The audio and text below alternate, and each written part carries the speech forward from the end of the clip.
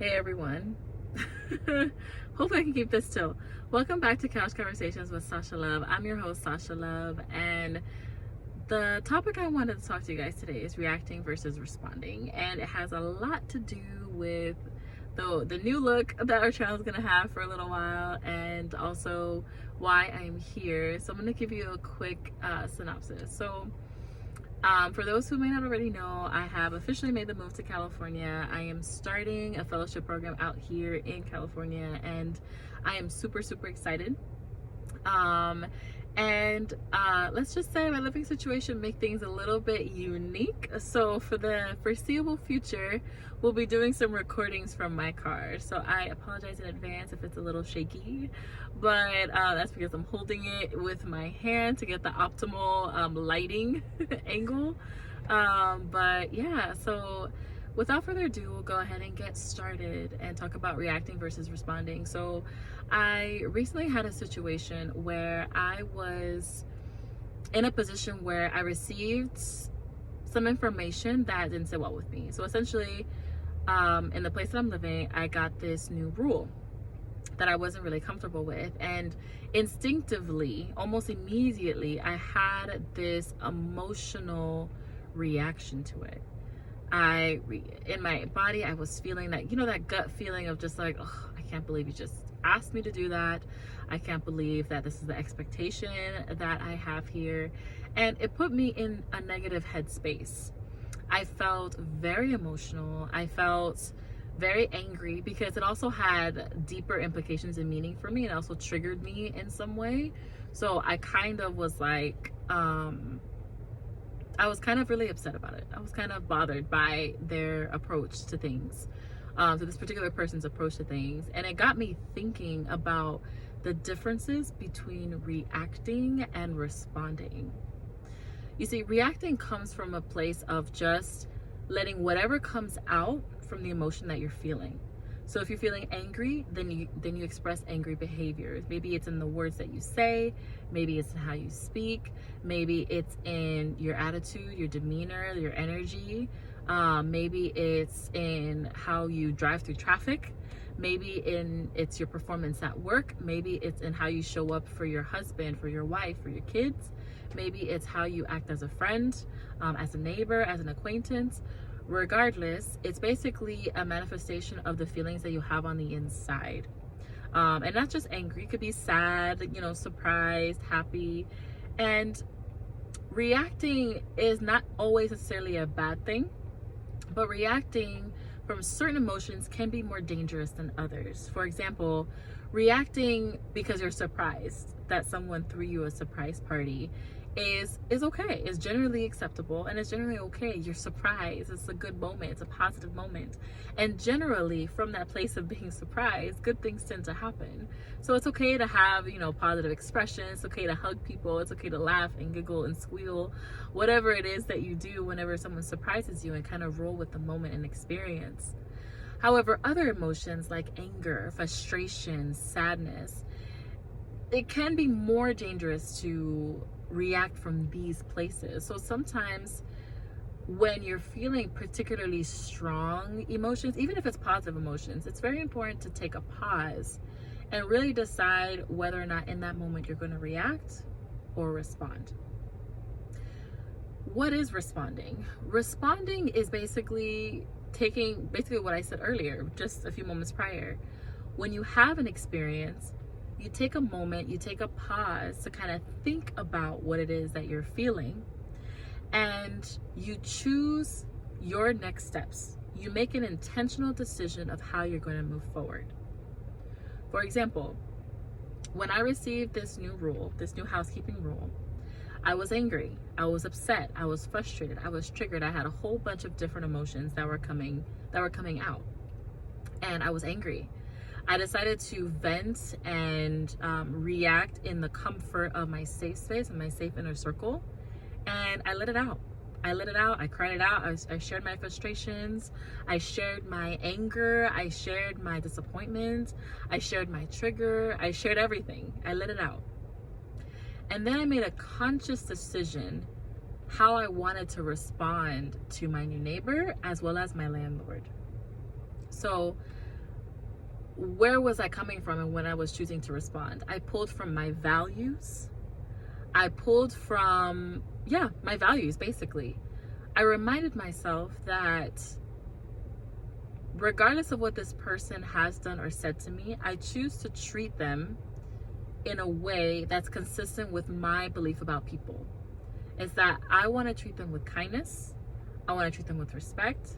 And I always want to come from a place of love when I interact with them and when I speak to them. Was it easy? Absolutely not. And every fiber of my being was looking for payback, was looking for an opportunity to basically treat this person the way that I was treated.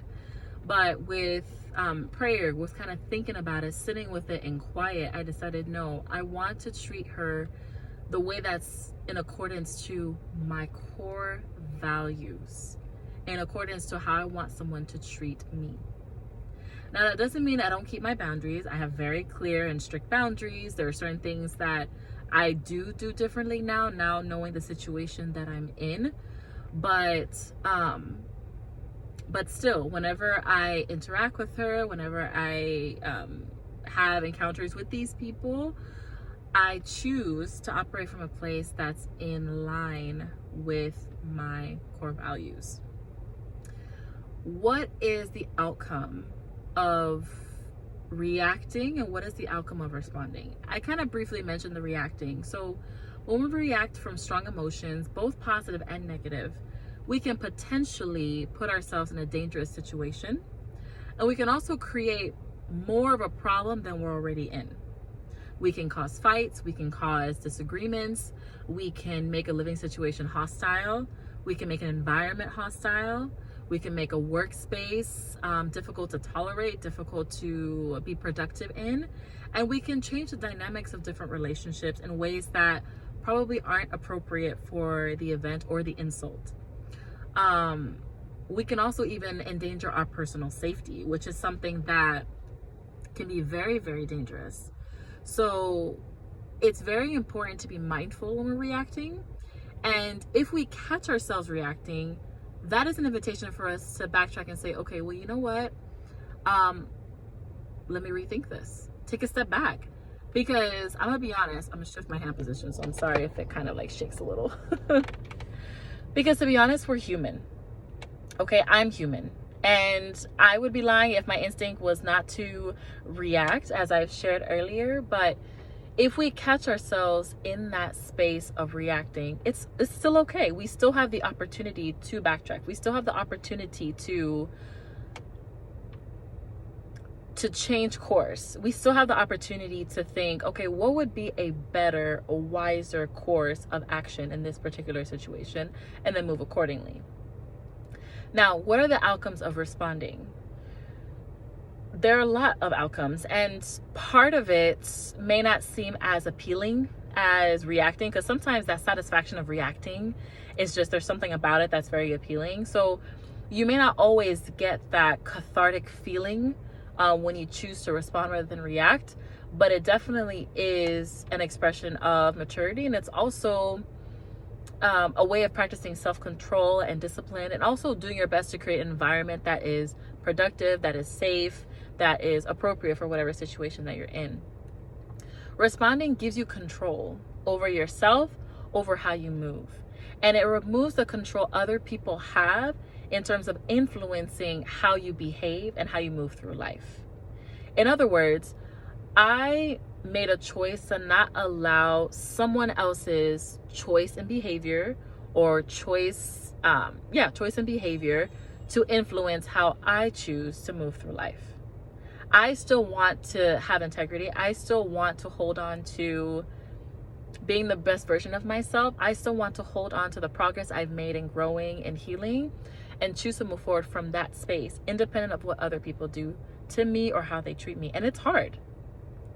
But when you move in that space, it feels better on a deeper level. There's this sense of like peace, because this person cannot easily disrupt me. This person cannot easily change who I am. This person is not able to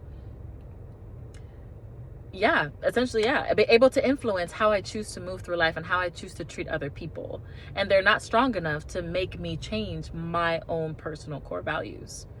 So I guess that's the best way to kind of explain it. Maybe if I think about it a little bit more, I can probably come up with a different example, but that's kind of where I'm coming from when I'm talking about the benefits of responding.